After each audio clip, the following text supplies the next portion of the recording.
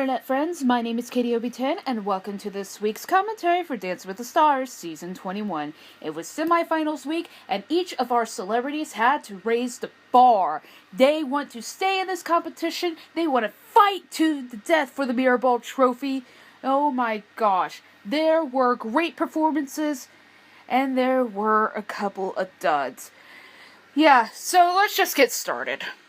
We started off the night by talking about our sweet little jungle girl, Miss Bindi Irwin. Oh my goodness, I want to live in the zoo. I want to wake up to the animals every single day, and I want to have the wildlife like that. It must be the ultimate fantasy. My goodness. We did mention Steve's passing again, and you know, she has lived up to the expectations of carrying on her dad's legacy, which is wonderful. I give her so much praise and respect for doing that. Not many kids want to follow in their parents' footsteps, but Bindi is one of those rare exceptions. To start off the night, Bindi treated us with a salsa to You're Never Fully Dressed Without a Smile by Sia. I hated this version of the song. I hate the new Annie. But the song does fit with Bindi's personality. I can tell you that for sure. But you know, there wasn't enough bounce with this, and I wanted to see a little bit more. I was underwhelmed, but I'm very, very much appreciative of the fact that she did have a smile on her face, and she looked like she was having the best time of her life. You are always going to have the best time of your life when you watch Bindi Irwin dance. Next up was our random hero, Alek Skarlatos. He did a waltz to America the Beautiful. You know, as a union, as a nation in the United States, I think we needed this, to be honest. You know, if he did the Paris national anthem in Paris, France, with all the recent reports about the Paris attacks, I think he could have gotten a lot of votes from the people of France. Who knows? But you know, as a dance, this was elegant, this was beautiful, this was classy, his lines were smooth, he was just breathtakingly amazing. And you know what? I fell in love with him all over again like I did in week 1. I don't know, he's just a little charmer, and maybe ballroom, like slow dances, maybe that's his forte.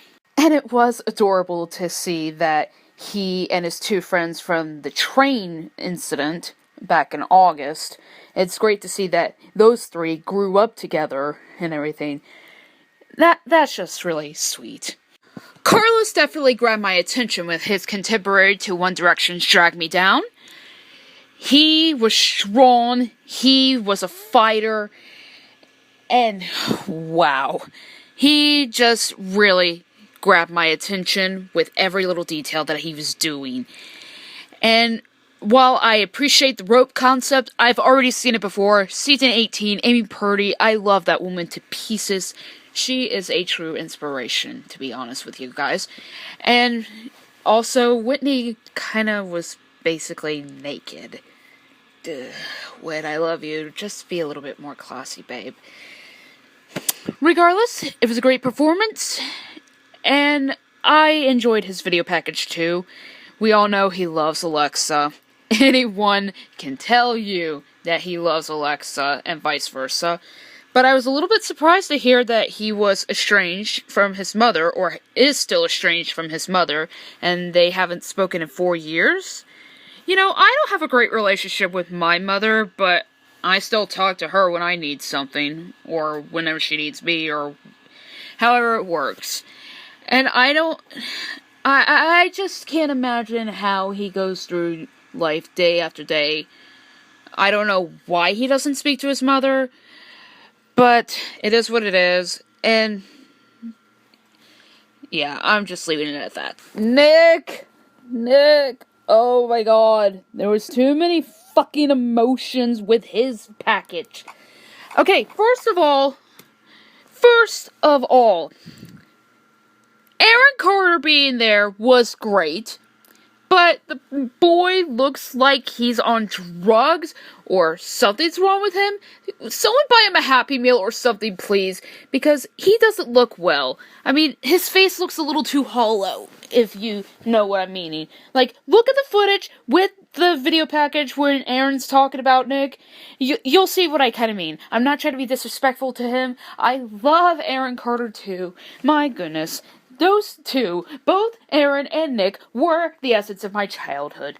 Anywho, you know, Nick's waltz, it could have been incredible, but he messed up in the beginning, and it made me so sad, and it irritated me. I was expecting so much. He rushed in the beginning, he stumbled, oh my gosh, and then I think the video package just went to his head, because let's be honest, we really haven't spoken about the death of his sister since it happened in 2012.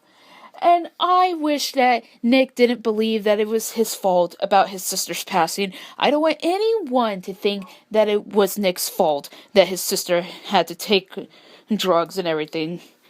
You know, Leslie, may you rest in peace, but my opinion still stands. She chose to do what she did, and sadly, she paid the price. Wow, that was just heavy. Very heavy shit. So, with everything else with the filler, let's just get this out of the way. Tamar withdrew last week, as we all knew. Blah, blah, blah. No one cares. We move on with life. Yada, yada. And to fill up the time with how Tamar should have been there and whatever, blah, blah, blah. We had a dance duel, again, a dance-off, whatever. I don't care. It was pointless to have another dance-off. And, you know, Bindi and Carlos, they deserve those 3 points. Kudos, blah, blah, blah. Let's just move on to the trio round. For their trio dance, Bindi and Derek chose to have Mark be a part of their little team.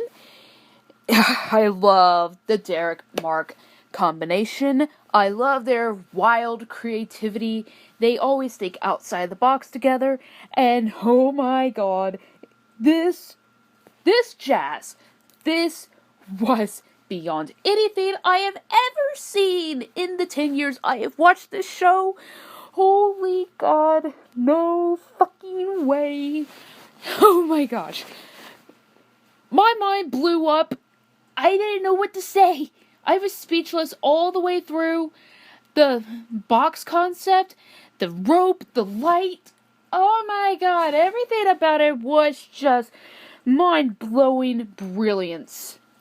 My gosh. Derek and Mark are geniuses, and this paid off so well, and it showed off Bindi's fierce side. I loved it. I love this one. This is probably one of my favorite trio dances, if not my favorite trio ever in the history of Dancing with the Stars. Alec got some booty again when he and Lindsay chose Emma to be in their trio. They did an Argentine tango, and it was pretty nice. I felt like he was more of a leading man with Emma than he was with Lindsay at some points. He kind of messed up somewhere between the middle and the end. And you know what? This was pretty good. This was an improvement, to say the least. Kareena joined Carlos and Whitney for their Charleston trio. Neither Whitney nor Kareena have done a Charleston a day in their Dance with the Stars careers. That was a little worrisome. Carlos was afraid they were screwed. I was agreeing with Carlos, to be honest with you guys. And for what I saw, it was a good performance. It wasn't incredible. It wasn't great. It was just good.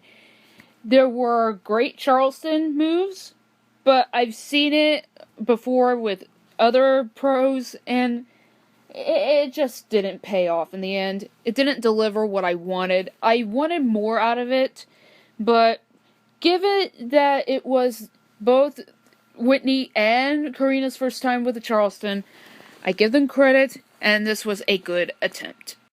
Peter Murgatroyd was back in the ballroom with Nick and Sharna doing a salsa. My girl Peter was back. I was so happy. I love Peter Murgatroyd to death, you see. She is one of my top 5 favorite pro female dancers ever. Ever. Okay. This was a great comeback from round 1 from Nick. This was amazing. I love the little essence that he was putting in, like the pop, lock, drop action, and a little bit of Michael Jackson. Oh, wow. This was pretty good. And Sharna and Peta are flawless together. Murgatroyd was back, baby. I love watching Sharna and Peta dance together. This was incredible.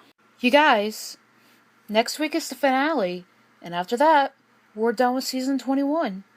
I can't believe how fast this season went, to be honest. It just blows me away.